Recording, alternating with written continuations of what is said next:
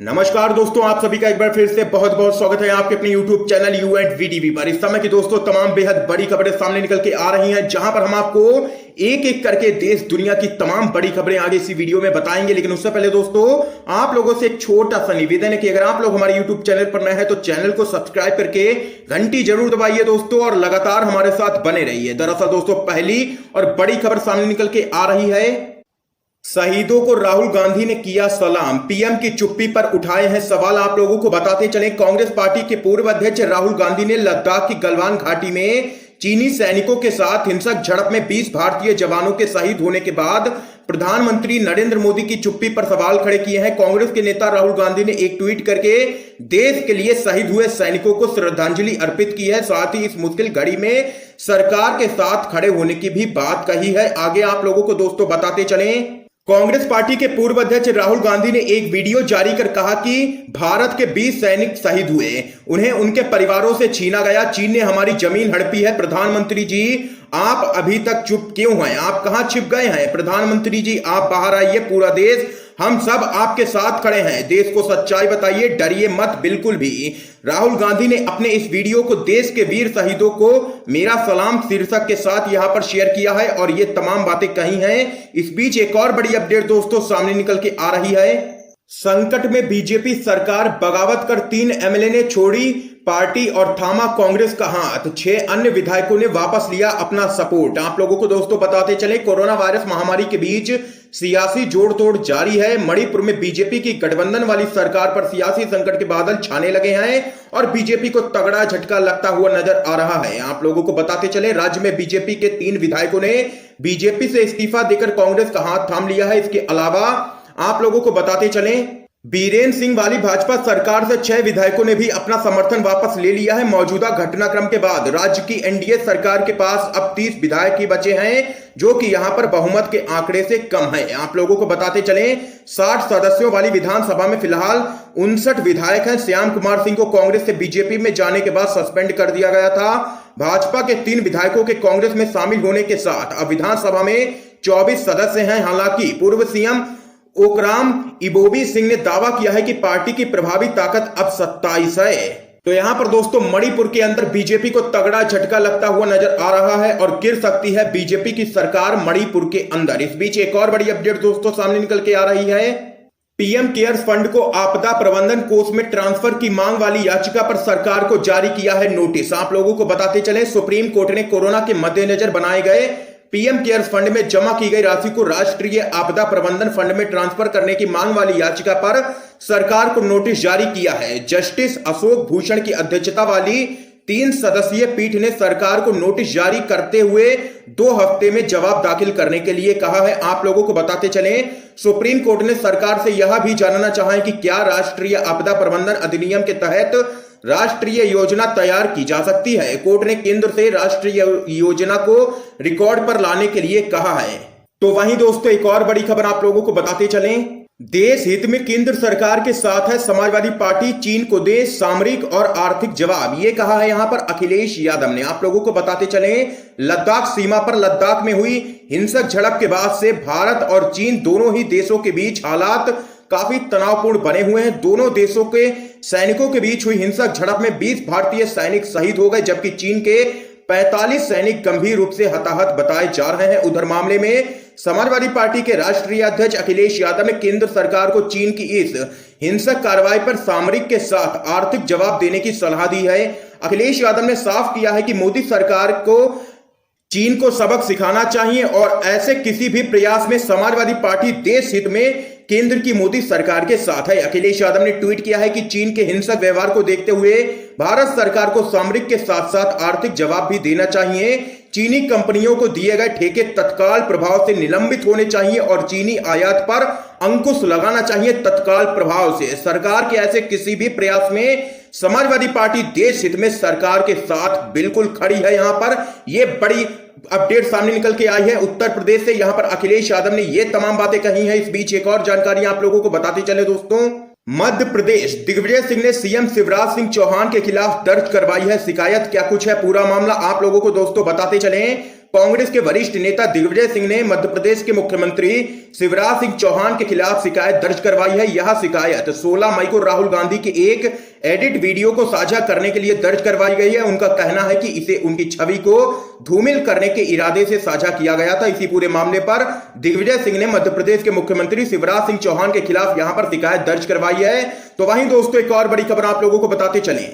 क्या बहादुरी सिर्फ पाकिस्तान को दिखाने के लिए ही है? चीन पर करो सर्जिकल स्ट्राइक। पूर्व वित्त मंत्री का मोदी सरकार पर निशाना आप लोगों को बताते चलें। भारतीय सैनिकों और चीनी सैनिकों के बीच हुई हिंसक झड़प में जवानों की शहादत को लेकर के पूर्व बीजेपी के नेता यशवंत सिन्हा ने मोदी सरकार पर जमकर के निशाना साधा है। उन्होंने ट्वीट कर सवाल किया है कि क्या बहादुरी सिर्फ पाकिस्तान को दिखाने के लिए ही है?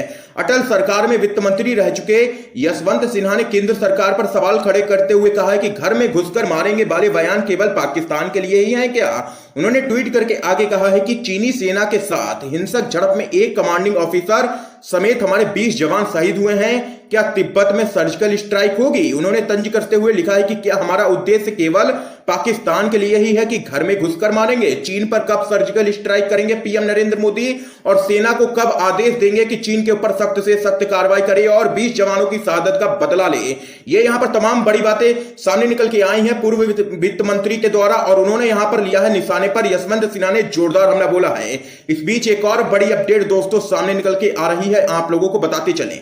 रक्षा मंत्री के ट्वीट में चीन का नाम नहीं होने पर जमकर के भड़के हैं राहुल गांधी। पूछे हैं 5 सवाल और गोदी मीडिया को लिया है निशाने पर। दरअसल दोस्तों आप लोगों को बताते चलें, पूर्वी लद्दाख की गलवान घाटी में चीनी सेना से हुई हिंसक झड़प में हमारे 20 जवान शहीद हो गए हैं। रक्षा मंत्री राजनाथ सिंह ने इस घटना पर ट्वीट कर अपनी संवेदना जताई। अब कांग्रेस के नेता राहुल गांधी ने इस ट्वीट में चीन का नाम ना होने पर कड़ी आपत्ति जताई और उनसे सोशल मीडिया मंच पर ही कई सवाल पूछे हैं। आप लोगों को बताते चलें, राहुल गांधी ने राजनाथ सिंह के ट्वीट को टैग करते हुए 5 सवाल पूछते हुए लिखा है कि यह बहुत ही दर्द भरा है। उन्होंने पूछा, आपने अपने ट्वीट में चीन का नाम नहीं लिखकर आपने भारतीय सेना का अपमान किया है, आखिर क्यों?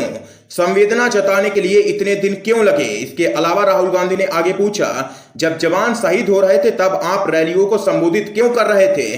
क्यों खुद छिप गए और कोरोनी मीडिया को सेना पर सवाल उठाने दिया?